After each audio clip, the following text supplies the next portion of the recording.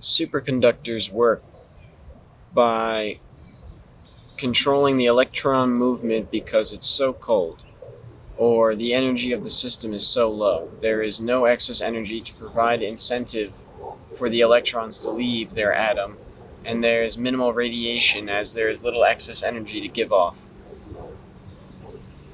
It is a very balanced state, as all is in equilibrium, so when the system is acted on, the reaction is uniform to maintain this balance. The electrons are stuck in a state of consumption at this low energy level and move towards higher energy. This direction is a linear path through the material, and so a sort of electron train forms as they move through.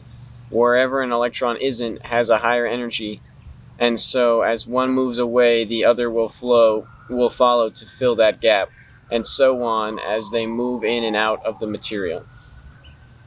So to kind of go in a little more depth there explaining what I'm saying is the reason why superconductors work is because when you make the material so cold, you are reducing the amount of excess energy. You know, we say like, oh, then like it's just really still. There's not a lot of vibration going on. There's not a lot of movement in because it's so cold. But it's not necessarily movement that is the issue. It's the movement is the electrons bouncing around everywhere, right? And the electrons don't bounce around everywhere in the superconductor because they don't have a high energy. So in a general material, there's excess energy being sent off, and so you're getting these sporadic behaviors. But when you put the minimal amount of energy into the system, it's put into this balanced state where there's only enough energy for everything to stay, relatively still. And so what happens is that these particles are only exerting enough radiation for the electrons, but nothing more than that. So the electrons don't leave their supply of energy, and they kind of stay still. But the edge of the superconductive material, those electrons will be like, well, there's like no energy here and there's more energy out there, so I'm going to go that way, right? And so the ones on the end are going to, bail out. And because of that, the particles on the other side, the particle that's next to it, right? The electrons on the outside abandon ship, and so the particles that are next to it say, oh, free space, I'm gonna go that way, right? Because wherever there's less electrons at, there's going to be more free available energy, and there's only really one direction they can go because of how rigid the structure is at this cold temperature. And so they move in a straight line in the direction of where there's more free space or more energy. And because they move that way, right, then the next one says, ooh, free space, I'm gonna follow. And then it's just this train that kind of forms, but it almost seems like they're all linked together, but they're all just reacting to the other one moving. And it, because of that, you get this flow that kind of, almost pulls electrons through the superconductor. And because it's so low energy, there's really not a lot of area for the electrons to go, so they almost just kind of like glide right through the material. And because there's no excess energy being radiated, it seems as if no energy is being lost. It's a superconductor. It's perfectly conducting everything because there's no excess energy to excite any of the other electrons or any of the other materials. So it appears to be conducting the energy perfectly.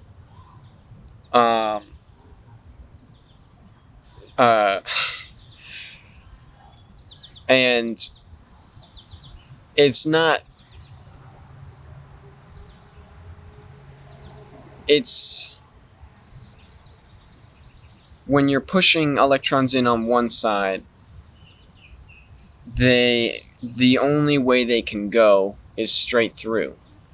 So they have basically no interaction. And so there's no energy, lost in the system. Hence we get superconductors. But as soon as, the superconductor starts to heat up, it starts to gain some excess energy, that superconductivity starts to fall apart.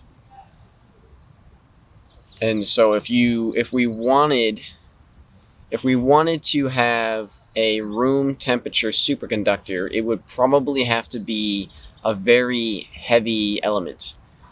And some element that doesn't exist yet. It would probably have to be very heavy, because it would have to be quote unquote cold at room temperature. It would have to be freezing cold at room temperature. In order to have it freezing cold at room temperature, it would have needed a crazy amount of energy. So it would have to be, one, a stable material, not radioactive, and two, very heavy.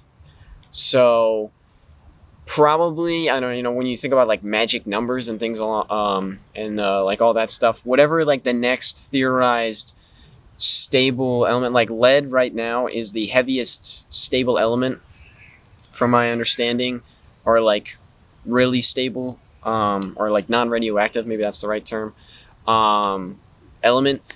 So whatever the next like magic numbers would be that produce an element similar to lead but heavier, that would probably be useful as a superconductor, so long as it's also a metal.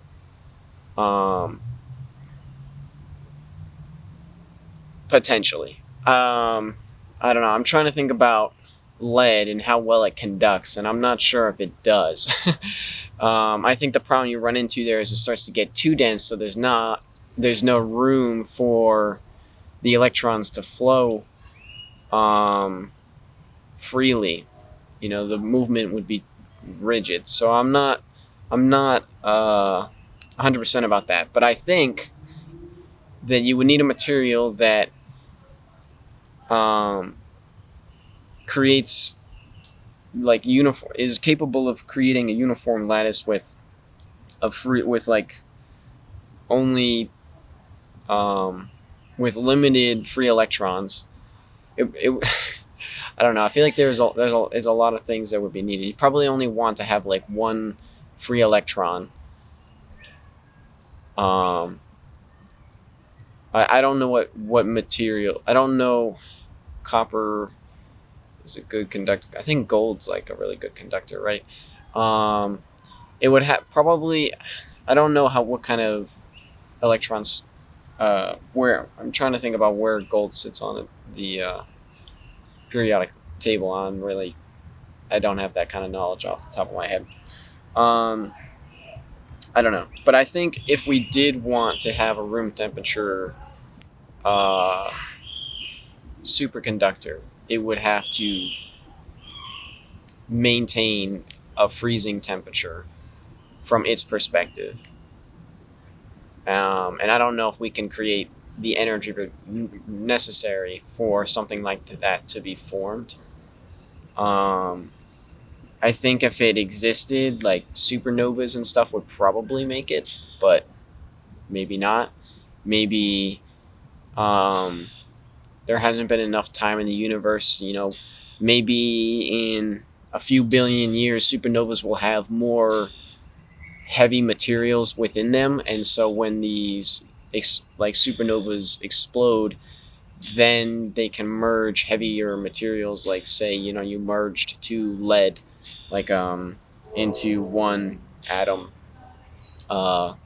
something along those lines perhaps. But I think we have to wait a long time for that to happen. I don't think that there's been enough time for that to be possible. And if it is, and it maybe it exists out there, but it's in extremely low quantities. And our universe or our solar system's probably too young to have it. but maybe like newer stars or areas where there's like, what is it, like star nurseries, places where there's been multiple rounds of star formation and you know, explosions. That might be a place to go looking. Not that we can do that right now, but I think you know what I mean. Um, I've gotten off track from what I was talking about here. Uh, this was about superconductors. Just got attacked. All right. Peace out.